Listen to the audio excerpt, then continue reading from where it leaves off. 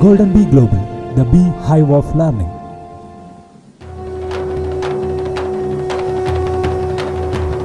ಎಲ್ಲರಿಗೂ ದಸರಾ ಹಬ್ಬದ ನವರಾತ್ರಿ ಹಬ್ಬದ ಶುಭಾಶಯಗಳು. ನವರಾತ್ರಿ ಅಂದರೆ ತಾಯಿ ದುರ್ಗೆಯು 9 ಅವತಾರಗಳು ತಾಳಿ ರಾಕ್ಷಸರನ್ನು ಸಂಹರಿಸಿದ ದಿನಗಳು. ಮೊದಲನೆಯದಾಗಿ ಶೈಲಪುತ್ರಿ ದಿನ.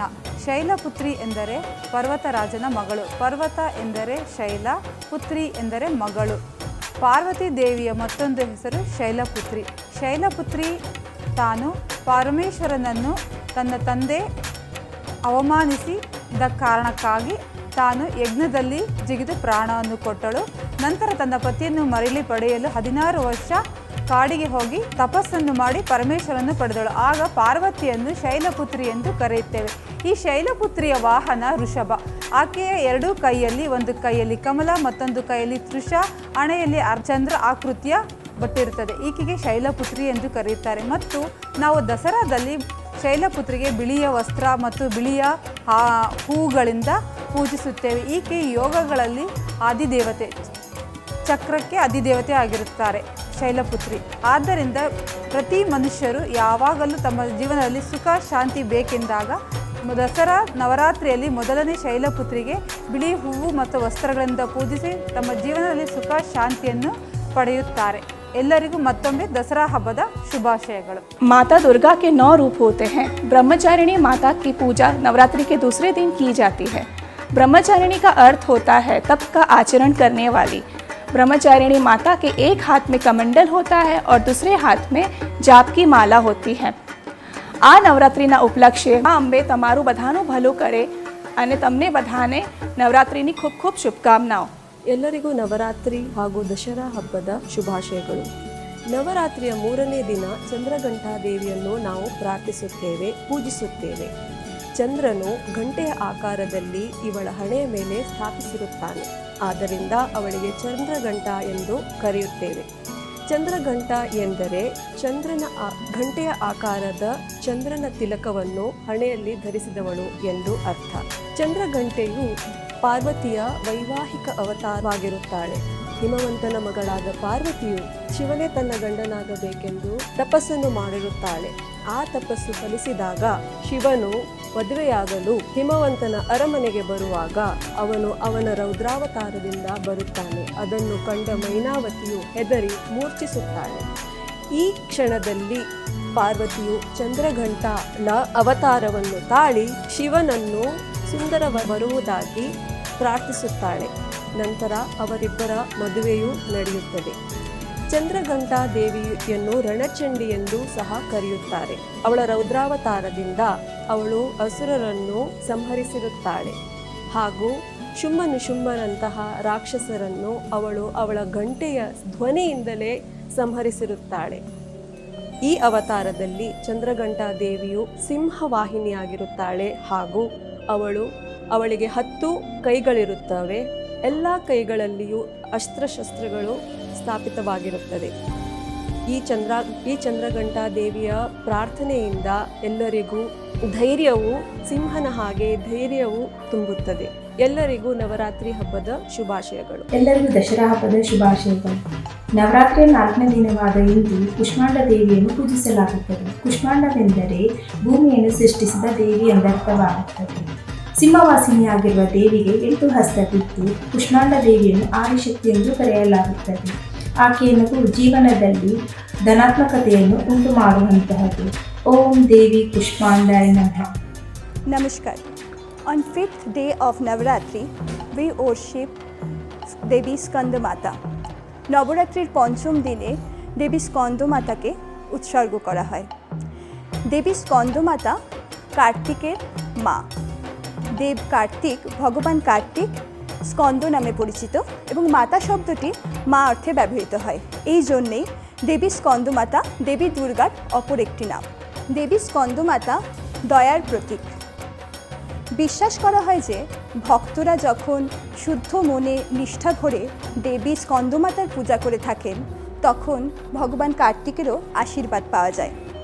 আমরা যেই রূপে ভগবান দেবী স্কন্দমাতাকে দেখে থাকি তার 4টি হাত, 2 হাতে পদ্ম এবং এক হাতে তৃতীয় হাতে দেবী আশীর্বাদের ভঙ্গিতে থাকেন এবং এক চতুর্থ হাতে দেবী ভগবান কার্তিককে ধারণ করে থাকেন। দেবী সিংহের উপর উপবেশন করে থাকেন। কথিত আছে যে কেউ যদি নিষ্ঠা ভরে ভগবান দেবী স্কন্দমাতার পূজা করে থাকেন তাহলে তিনি মোক্ষ এবং সমৃদ্ধি লাভ করে থাকেন। সকলকে জানাই শারদীয়ার তৃতীয় শুভেচ্ছা। शुभ नवरात्रि। या देवी सर्वभूतेषु माँ कात्यायनी रूपेण संस्थिता नमस्तस्मै नमस्तस्मै नमस्तस्मै नमो नमः। नवरात्रि के छठे दिन माँ दुर्गा के छठे स्वरूप का रूप कात्यायनी होता है। इनका जन्म धरती पर पापों का विनाश करने के लिए हुआ था। महर्षि कात्यायन की तपस्या से प्रसन्न होकर आदि शक्ति ने इनके यहाँ पुत्री के रूप में जन्म लिया, इसलिए ये कात्यायनी कहलाई। इनका स्वरूप अत्यंत भव्य और दिव्य होता है। इनकी 4 भुजाएं हैं। दाहिनी तरफ ऊपर वाला हाथ अभय मुद्रा में रहता है, नीचे वाला हाथ वर मुद्रा में, बाईं तरफ ऊपर वाला हाथ में तलवार और नीचे हाथ में कमल सुशोभित रहता है। इनके वाहन सिंह है। बहुत समय पश्चात जब महिषासुर ने धरती पर अत्याचार बिछाए रखा था तो भगवान ब्रह्मा विष्णु महेश्वर ने अपने अपने तेज का एक अंश देकर एक देवी को उत्पन्न किया। महर्षि कात्यायन ने सर्वप्रथम इनकी पूजा की थी, इसीलिए वो कात्यायनी कहलाई। शास्त्रों के अनुसार जो व्यक्ति माँ कात्यायनी की आराधना करते हैं माँ की कृपा हमेशा पर बरकरार रहती है। महिषासुर का वध भारत के कई हिस्सों में दुर्गा पूजा के नाम से जाना जाता है, इसीलिए माँ दुर्गा को महिषामर्दिनी भी कहा जाता है। नवरात्रि के छठे दिन को षष्ठी कहते हैं। इस दिन के लिए लाल रंग शुभ माना जाता है। आप सबको नवरात्रि की हार्दिक शुभकामनाएं। धन्यवाद। নবদুর্গার অন্যতম রূপ হলেন দেবী কালরাত্রি। দুষ্টের দমন করেন যিনি, তিনি দেবী কালরাত্রি। তার গায়ের রঙের কারণে তার নাম হয়েছে কালরাত্রি। মনে করা হয় দুর্গার মাতার অন্যতম ভয়ঙ্কর রূপ হল দেবী কালরাত্রির। নবরাত্রির সপ্তম দিনে পূজিত হন ইনি। অশুভ শক্তির বিনাশ ঘটিয়ে শুভ শক্তির প্রতিষ্ঠা করেন দেবী। আপনাদের সকলকে জানাই নবরাত্রি এবং শারদীয়ার প্রীতি ও শুভেচ্ছা। महागौरी नव दुर्गा का 8वां रूप है। महागौरी की पूजा नवरात्रि के 8वें दिन होती है। महागौरी का अर्थ होता है सौभाग्य से भरपूर एंड प्रकाशमान। महागौरी शिव की अर्धांगिनी के रूप में सदैव उनके साथ विराजमान होती हैं। महागौरी की सवारी वृषभ है। महागौरी के एक हाथ में त्रिशूल है, एक हाथ में डमरू है। महागौरी का एक हाथ अभय मुद्रा में होता है। महागौरी का एक हाथ वर मुद्रा में होता है। महागौरी की पूजा करने से सब दुखों का नाश होता है एंड सुख की प्राप्ति होती है। महागौरी पवित्रता की प्रतीक हैं। आप सभी को नवरात्रि और दशहरा की हार्दिक शुभकामनाएं। धन्यवाद। ಎಲ್ಲರಿಗೂ ನವರಾತ್ರಿ ಹಬ್ಬದ ಹಾರ್ದಿಕ ಶುಭಾಶಯಗಳು. ದುಷ್ಟರಿಗೆ ಶಿಕ್ಷೆಯನ್ನು ಕೊಟ್ಟು ಶಿಷ್ಟರ ರಕ್ಷಣೆ ಮಾಡಲು ಮಾತೆ ದುರ್ಗಾ ಮಾತೆ ಭೂಮಿಯ ಮೇಲೆ 9 ದಿವಸ ಸಂಚಾರ ಮಾಡುವುದು ನವರಾತ್ರಿ ದಿನ. ಈ 9ನೇ ಅವತಾರ ಸಿದ್ಧಿದಾತ್ರಿಯ ಅವತಾರ. ಸಿದ್ಧಿದಾತ್ರಿ, ಧಾತ್ರಿ ಅಂದರೆ ಇಡೀ ಧರಣಿ, ಸಿದ್ಧಿ ಅಂದರೆ ವರದಾನ ಕೊಡುವುದು. ಇಡೀ ಭೂಮಿಗೆ ವರದಾನ ಕೊಡುವ ಅವತಾರವೇ ಆಕೆಯ 9ನೇ ಅವತಾರ ಸಿದ್ಧಿದಾತ್ರಿಯ ಅವತಾರ. ಈ ಅವತಾರದಲ್ಲಿ ತಾಯಿಗೆ 4 ಕೈಗಳಿರುತ್ತೆ. ಒಂದು ಕೈಯಲ್ಲಿ ಕಮಲ, ಇನ್ನೊಂದು ಕೈಯಲ್ಲಿ ಶಂಖ, ಮತ್ತೊಂದು ಕೈಯಲ್ಲಿ ಚಕ್ರ, ಮತ್ತೊಂದು ಕೈಯಲ್ಲಿ ಗದೆಯನ್ನು ಹಿಡ್ಕೊಂಡಿರ್ತಾಳೆ. ಈ ಅವತಾರ ದೈಹಿಕ ಶಕ್ತಿಗಿಂತ ಮಾನಸಿಕ ಶಕ್ತಿಯ ಅವಶ್ಯಕತೆಯನ್ನು ಮನುಷ್ಯನಿಗೆ ತಿಳಿಸುತ್ತೆ. ಈ ದಿನ 9ನೇ ದಿನ ತಾಯಿಯನ್ನು ಭಕ್ತಿಯಿಂದ ಪೂಜೆ ಮಾಡಿದ್ರೆ ಅವತ್ತು ತಾಯಿ ಒಬ್ಬ ಮನುಷ್ಯನಲ್ಲಿ ಅಂತರಂಗದಲ್ಲಿ ಅಡಗಿದ ನೋವು, ದುಗುಡ, ದುಮ್ಮಾನ ಎಲ್ಲವನ್ನ ಕಳೆದು ಅವತ್ತು ಮಾನಸಿಕ ಶಕ್ತಿಯನ್ನು ವೃದ್ಧಿ ಮಾಡ್ತಾಳೆ. ಅವತ್ತು ತಾಯಿಗೆ ಎಳ್ಳನ್ನು ಅರ್ಪಿಸ್ತಾರೆ. ಈ ನವರಾತ್ರಿ ಎಲ್ಲರಿಗೂ ಒಳ್ಳೆಯದನ್ನು ಮಾಡಲಿ, ಒಳ್ಳೆಯ ಆರೋಗ್ಯವನ್ನು ಕಲ್ಪಿಸಲಿ, ಉತ್ತಮ ಸಮೃದ್ಧಿಯನ್ನು ಕೊಡಲಿ ಅಂತ ಹಾರೈಸ್ತಾ ಮತ್ತೊಮ್ಮೆ ಎಲ್ಲರಿಗೂ ನವರಾತ್ರಿ ಹಬ್ಬದ ಹಾರ್ದಿಕ ಶುಭಾಶಯಗಳು. If you don't respect women for 356 days in a year, I am sure your 9 days of Navratri Puja will not make Durga Ma happy. Every woman has a Durga within. Don't try to poke it. नारी प्रीत में बने राधा, गृहस्थी में बने जानकी, दुर्गा बन के शीश काटे जब आती है सम्मान पर। नवरात्रि और दशहरे की शुभकामनाएं from golden bee global. Wishing you all a very happy Navratri and Dashera from Golden Bee Global. जा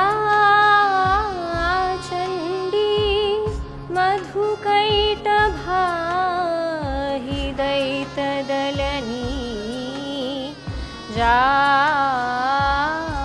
माहिषोऽनुलिनी जा धूम्रे नम चण्डमुण्डमथनी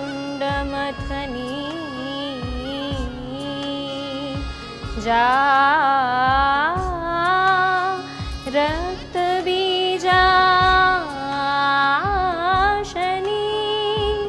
शक्तिशुम्भ निशुम्भ दैतदलनी जा सिद्धिदात्री परा सा देवी नवकोटिमूर्ति साहिता मां पातु Vishweshwari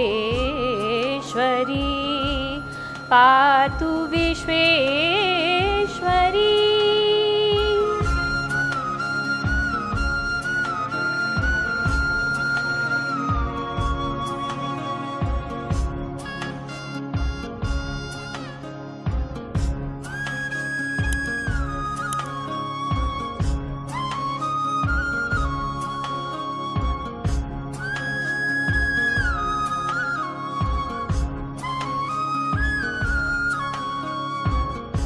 Durga Puja is a famous festival which is celebrated with great pomp, not only in India, also in world.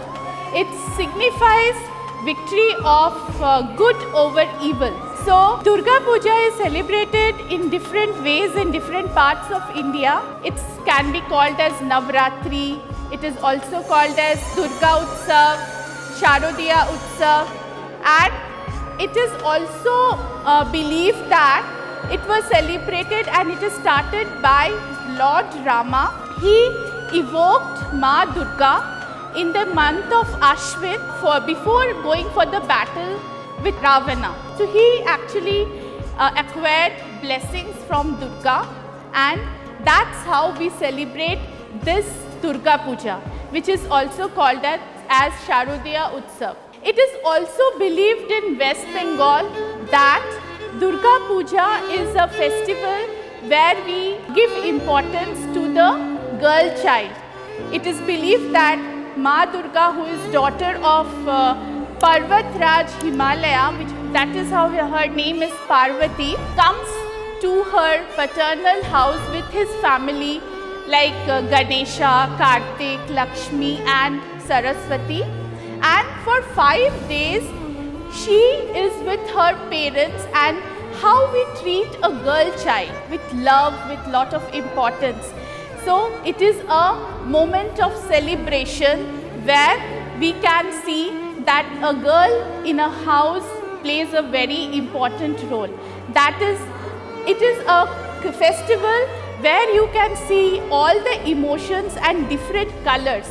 So the Navdurga, the love for the girl child and celebrating yourself. Let's celebrate this year 2022 Durga Utsav with great pomp.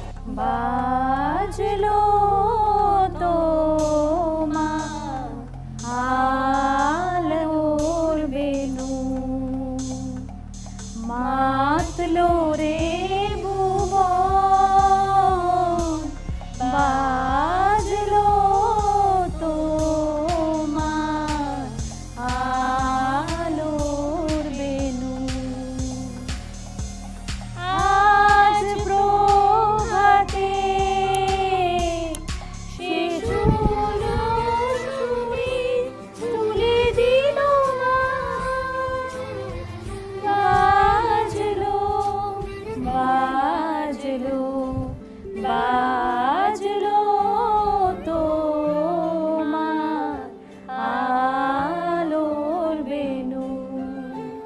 Wish you all a very happy Durga Puja.